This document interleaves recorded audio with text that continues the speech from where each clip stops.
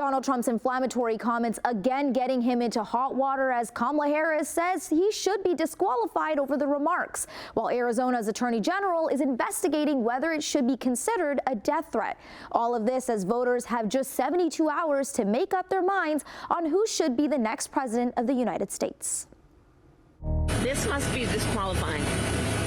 Anyone who wants to be president of the United States who uses that kind of violent rhetoric is clearly disqualified and unqualified to be president. That's what Vice President Kamala Harris had to say about her opponent's latest unsavory comments.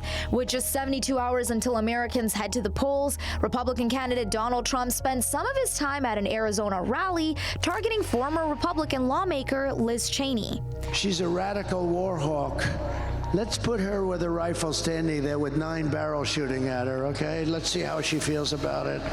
You know, when the guns are trained on her face. Cheney responded today, writing on X, "This is how dictators destroy free nations. They threaten those who speak against them with death." But Trump doubled down today. I think that Liz Cheney is a disaster. All she wants to do is blow people out. She's a war hawk and a dumb one at that. And if you ever put her into the field of battle, she'd be the first one to chicken out. It's the latest comment in a series of increasingly inflammatory remarks from the Trump campaign about their opponents. Both red and blue tickets will compete for the favor of the Rust Belt today, with both rallying voters in Milwaukee, Wisconsin tonight. With around 72 hours to go, the candidates are really pulling out all the stops. Jennifer Lopez making her vote known at a Nevada rally last night. At Madison Square Garden, he reminded us who he really is and how he really feels. It wasn't just Puerto Ricans that were offended that day, okay? It was every Latino in this country. It was humanity and anyone of decent character. Both J-Lo and Diddy trending online today as accounts began posting photos of the pair when they dated in the early 2000s, shortly after J-Lo gave her endorsement. Photos popping up of Diddy and basketball star LeBron James as well, who posted his endorsement for Harris yesterday.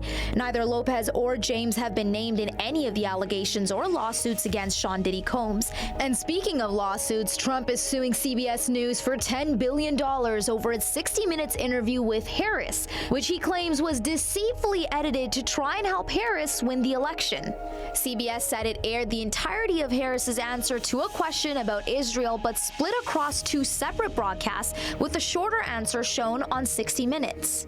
Even with whatever help Trump alleges Harris is getting, it isn't swaying the polls. New polling from CNN puts the opponents nearly tied in 2 major swing states, North Carolina and Georgia.